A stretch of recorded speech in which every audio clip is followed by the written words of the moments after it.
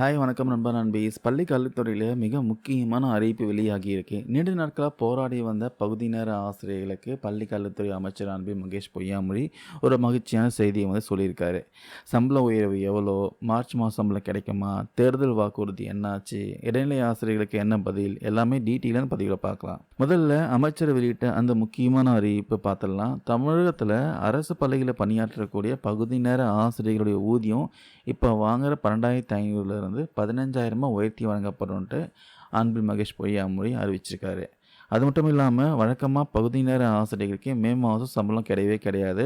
ஆனால் இந்த முறை பார்த்தீங்கன்னா மே மாதத்தில் மட்டும் 10,000 வழங்கப்படும்ன்ட்டு அப்படின்னு ஒரு முக்கியமான அறிவிப்பை வெளியிட்டிருக்காரு. சரி, இந்த அறிவிப்புனால யார் யாரெல்லாம் பயன்பெறுவாங்கன்னு கேட்டிங்கன்னா, தமிழ்நாட்டில் மொத்தம் 12,000 பகுதி நேர ஆசிரியர்கள் இருக்காங்க. இவங்க யார் யாருன்னு ஒரு கணக்கு இருக்குது. உடற்கல்வி ஆசிரியர்கள் 3,700 பேர், ஓவிய ஆசிரியர்கள் 3,700 பேர், கணினி அறிவியல் ஆசிரியர்கள் 2,000 பேர், தையல் டீச்சர்ஸ் 1,700 பேர், இசை ஆசிரியர்கள் 300 பேர், தோட்டக்கலை 20 பேர், கட்டடக்கலை 60 பேர், வாழ்க்கை கல்வி 200 பேர். இவங்க அனைத்து பேருக்கும் பார்த்தீங்கன்னா இந்த ஊதிய உயர்வு பொருந்தும் சொல்லியிருக்காங்க. இந்த அறிவிப்பு பார்த்தீங்கன்னா சும்மாலாம் வரலங்க. இதுக்கு பின்னாடி ஒரு பெரிய போராட்டமே இருக்குது.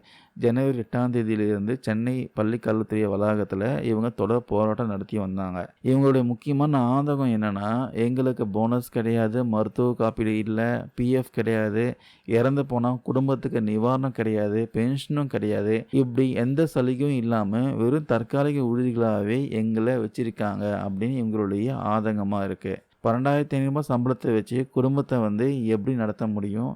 அதனால் காலமுறை சம்பளம் வேணும்ன்ட்டு இவங்களுடைய கோரிக்கையாக இருந்துட்டு இருக்கு. போராட்ட காலத்தில் ஆசிரியர்கள் முக்கியமாக சுட்டி காட்டுறது என்னென்னா, திமுகவோட தேர்தல் வாக்குறுதி நம்பர் 181 ஆட்சிக்கு வந்தால் பகுதி நேர ஆசிரியர்களே பணி நிரந்தரம் செய்யும் அப்படின்னு முதலமைச்சர் ஸ்டாலின் சொல்லியிருக்காரு. ஆசிரியர்கள் என்ன சொல்கிறாங்கன்னா, மகளிர் உரிமை தொகைக்கு 35,000 கோடி ரூபாய் ஒதுக்குறீங்க, பொங்கல் பரிசுக்கு 7,000 கோடி ரூபாய் ஒதுக்குறீங்க, எங்களை பணி நிரந்தரம் செய்ய வெறும் 300 கோடி ரூபாய் நிதி ஒதுக்க முடியாதா அப்படின்னு உருக்கமாக கேள்வி எழுப்புறாங்க.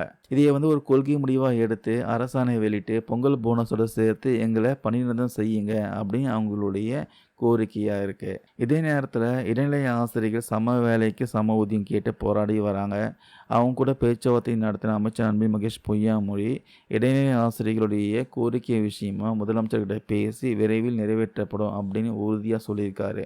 இப்போது அறிவிச்சிருக்க இந்த 15,000 சம்பளம் பார்த்தீங்கன்னா ஒரு தற்காலிக ஆறுதலாக இருந்தாலும் பணி நிரந்தரம் அப்படிங்கிறது தான் பார்த்தீங்கன்னா இவங்களுடைய ஒரே கனவாக இருக்குது. மே மாதம் சம்பளம் 10,000 கொடுக்கறது ஒரு நல்ல முன்னெடுப்பு தான்.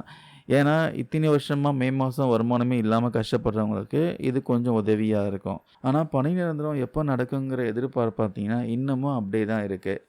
அரசு இவங்களுடைய கோரிக்கையை முழுசாக ஏற்றுக்குமா பொறுத்துன்னு தான் பார்க்கணும். இந்த சம்பள உயர்வை பற்றி நீங்கள் என்ன நினைக்கிறீங்க? திமுகவுடைய ஆட்சி பற்றி நீங்கள் என்ன நினைக்கிறீங்க? கமெண்ட்ஸில் உங்கள் கருத்துக்களை பதிவு பண்ணுங்கள். தேங்க்யூ நண்பா நண்பீஸ்.